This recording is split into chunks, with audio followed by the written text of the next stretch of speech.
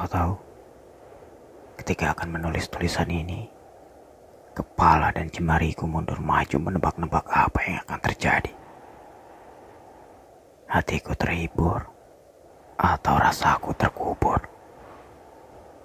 Semakin termangu aku, semakin dalam pula kesakitan menenggelamkanku.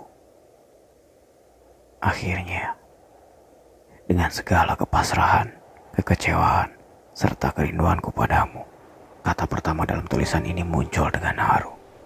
Sekaligus menjadi alasanku untuk mampu meliarkan keseluruhan aksara yang sekarang ini mengiang-ngiang di kepalaku. 8 tahun lamanya aku kehilanganmu, lalu memantaskan diriku. Kau masih ingat itu? Aku terus berjuang mencari dan mengumpulkan apa-apa yang sekiranya mampu untuk mengembalikanmu ke dalam hidupku. Hari-hari ku isi dengan harapan, juga doa yang menggebu-gebu dengan alamat yang tentu saja tertuju padamu. Tapi semua itu kulakukan tanpa sepengetahuanmu. Aku selalu merahasiakannya darimu. Aku tidak berani menunjukkan rasaku yang masih hidup ini kepadamu. Sebab 3 hal yang aku tahu. Kau akan membenciku, memerintahkanku untuk membinasakan rasa itu tanpa ragu. Lalu kemudian menciptakan jarak yang semakin jauh dari hidupku. Sejak hari itu, aku berusaha untuk sebisa mungkin menjaga semua rasaku, doa-doaku, akun media sosialku, bahkan hidup dan matiku dari radar keingintahuanmu. Aku juga tidak berani melihat keseharianmu meskipun sebenarnya aku mampu memata-mataimu dengan identitas palsu. Tapi di balik sikapku itu, aku hanya khawatir melihat selainku di sisimu. Dan kau terlalu tahu bahwa itu selalu bisa membunuhku. Lambat laun, kehancuran sejak kepergianmu itu kutata kembali dengan susah payah. Jelas sekali bahwa itu semua tidaklah mudah. Aku harus merasakan patah, jengah, nafas terengah, atau bahkan seringkali terluka dan bercucuran darah. Sungguh, demi menjadikanmu rumah, saat itu aku betul-betul mengharamkan diri dari kata menyerah. Sampai aku berhasil menuai kestabilan langkah dengan menjadikan Tuhan sebagai yang memberi arah. Aku mulai kembali berkarya, menenggelamkan diri dalam hobiku, sastra. Mulai berani bermimpi setinggi angkasa, hingga beberapa hal kecil darinya perlahan menjadi nyata. Dan kau tahu, bila suatu hari dunia membutuhkan karena, maka kaulah alasan utama. Waktu tak terasa membawaku pada hari ini.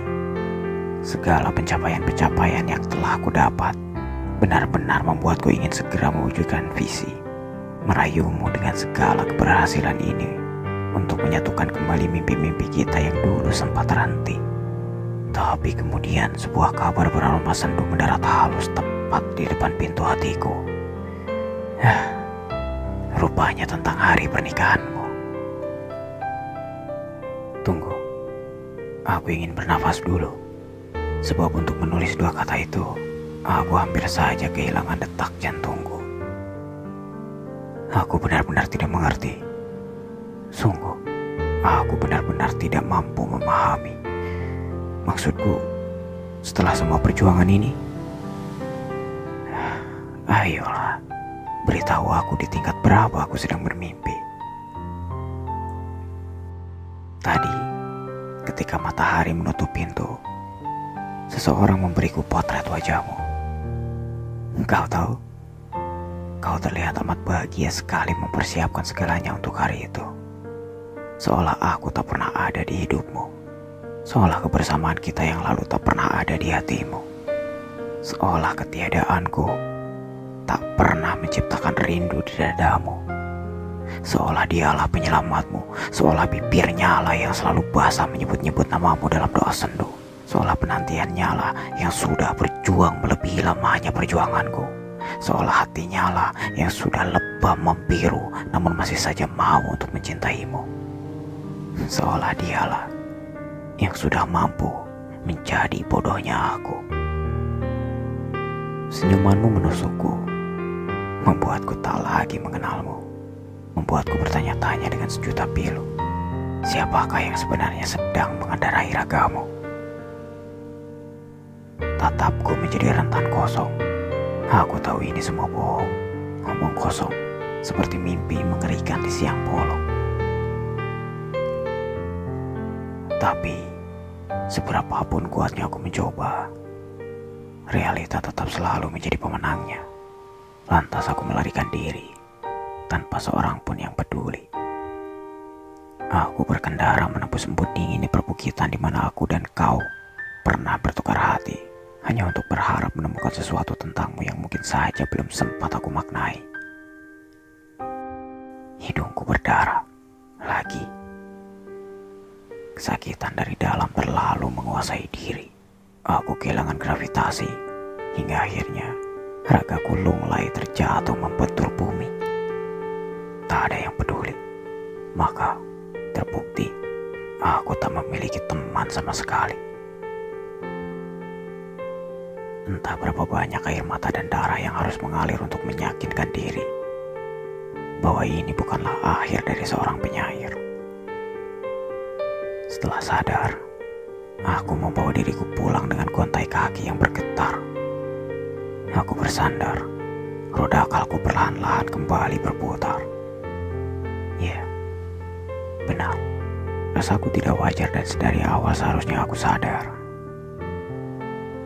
Kini aku memiliki waktu beberapa hari menuju hari bahagiamu atau hari kehancuranku terjadi. Sekilas aku sempat berpikir bahwa beberapa hal dalam hidup ini seharusnya tidak perlu diketahui. Namun percuma, ini jalan satu-satunya yang harus kulalui. Aku tidak bisa pergi. Semesta ingin kedua mataku bersaksi. Aku harus hadapi. Entah nanti aku hidup atau aku mati. Aku harus tegas. Entah nanti hatiku berujar ikhlas atau jatuh terkapar tewas. Sebab untuk bisa mencintaimu segila ini, aku tak pernah memiliki waktu dan batas. Teruntuk kau yang terlepas, dariku yang terampas.